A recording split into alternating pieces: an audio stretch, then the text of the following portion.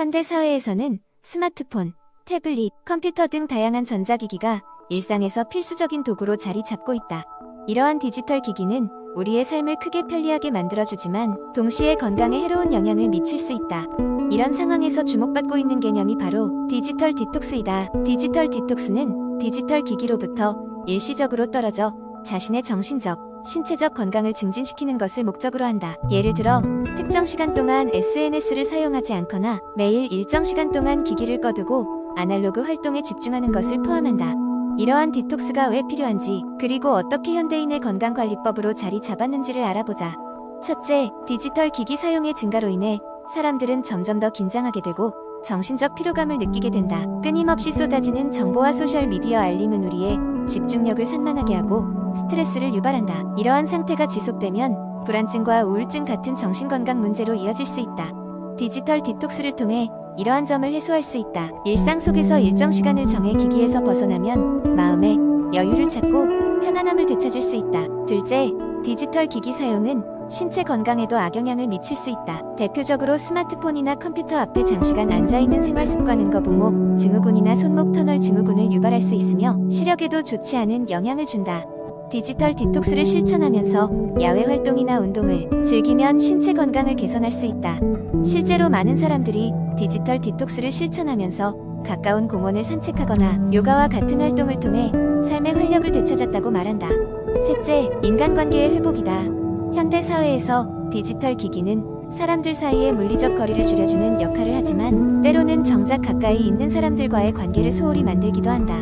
가족 저녁 식사 중에도 스마트폰을 확인하거나 친구들과의 만남에서 소셜미디어를 신경 쓰는 것이 대표적이다.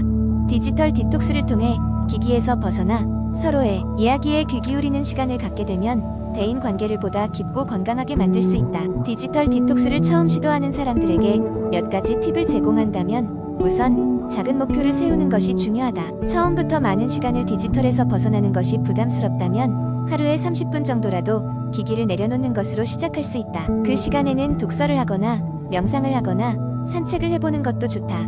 또 디지털 디톡스 기간 동안에는 자신의 감정 변화를 기록하는 것도 추천한다.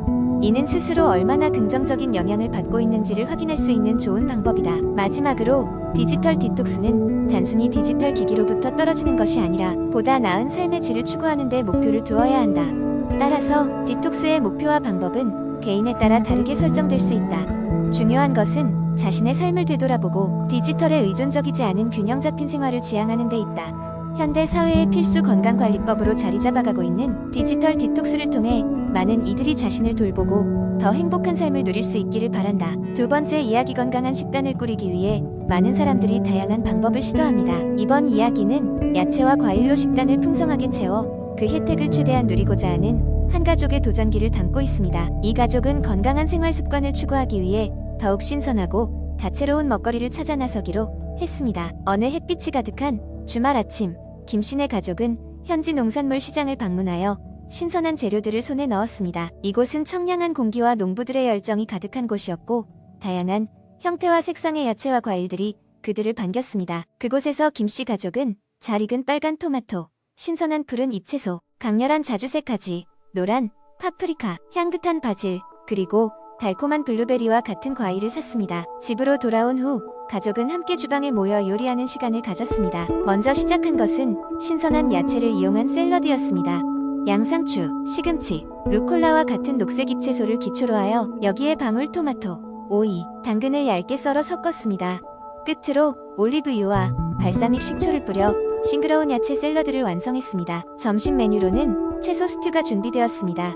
큼직하게 썰은 감자와 당근, 그리고 양파를 올리브유에 살짝 볶은 뒤 신선한 토마토 퓨레와 채소 육수를 더했습니다. 자주색 가지와 노란 파프리카가 들어가면서 스튜는 알록달록한 색감을 띄었고 바질과 타임을 더해 자연의 향긋함이 풍기도록 했습니다. 김씨네 가족은 이후에도 과일을 이용한 디저트를 만들기로 했습니다.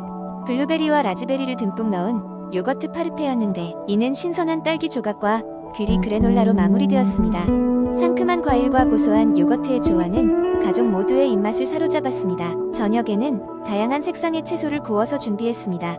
그릴에 구운 파프리카와 아스파라거스, 애호박은 올리브유와 약간의 소금, 후추만으로도 깊은 맛을 냈습니다. 모든 요리가 종합되어 가족의 식탁은 마치 무지개처럼 다채로운 색감으로 가득 찼습니다. 이렇게 다양한 야채와 과일로 가득한 식단을 몇 주간 지속한 결과 가족 모두는 이전보다 에너지가 넘치고 피부도 더 좋아졌다며 기뻐했습니다. 김 씨는 무거운 육류 위주로 식사를 할 때와는 달리 몸이 훨씬 가볍고 편안한 상태임을 느꼈습니다. 이처럼 야채와 과일로 채워진 식단은 단지 눈을 즐겁게 하는 것 이상의 혜택을 제공합니다. 자연의 색을 음미하며 가족의 건강을 챙기는 이 여정은 앞으로도 계속될 것입니다.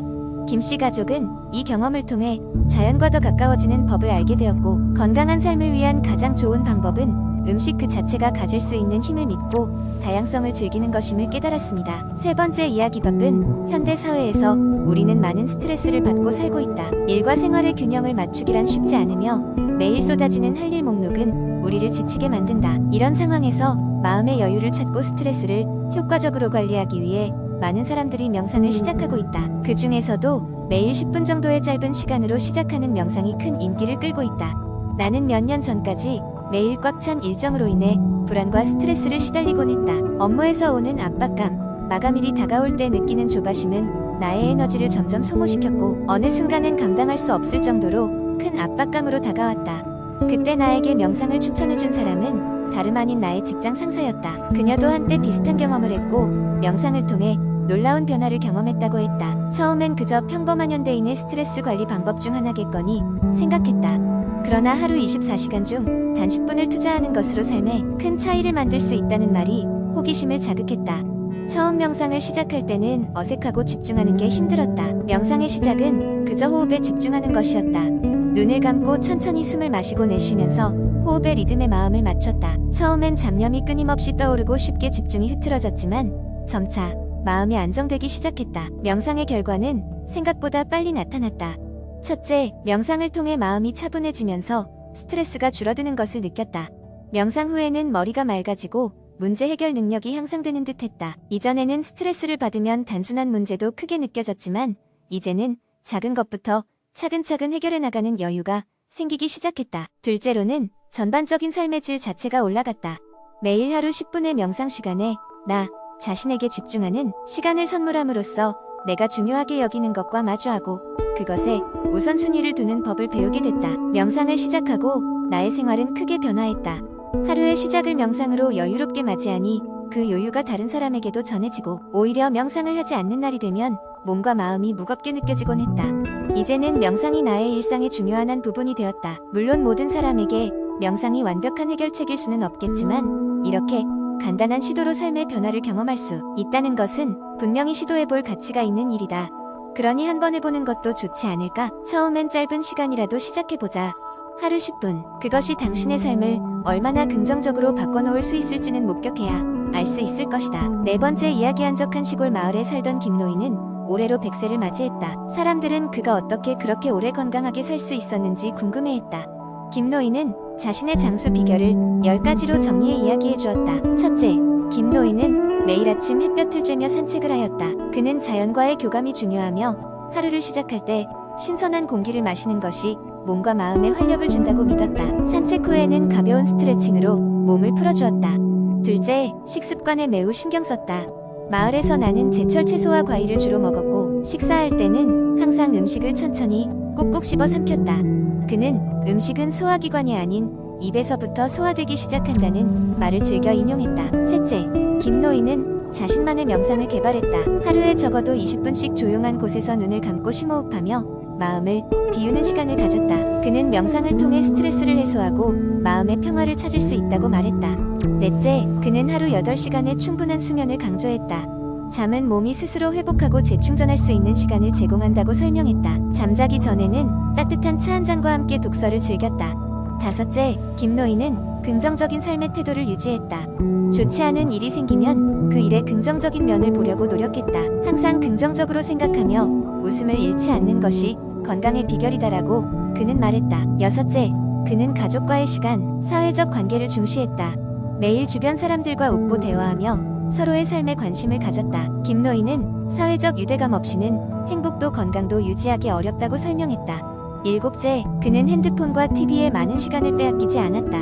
전자기기의 사용을 최소화하고 그 대신 자연 속에서 시간을 보내며 취미 활동을 하고 책을 읽었다. 여덟째, 그는 신체 건강과 더불어 정신 건강도 중요시하였다. 그는 때때로 색다른 취미를 시도하면서 호기심을 유지했다. 새로운 도전을 피하지 않고 오히려 즐겼다. 아홉째, 그는 매일 물을 충분히 마셨다.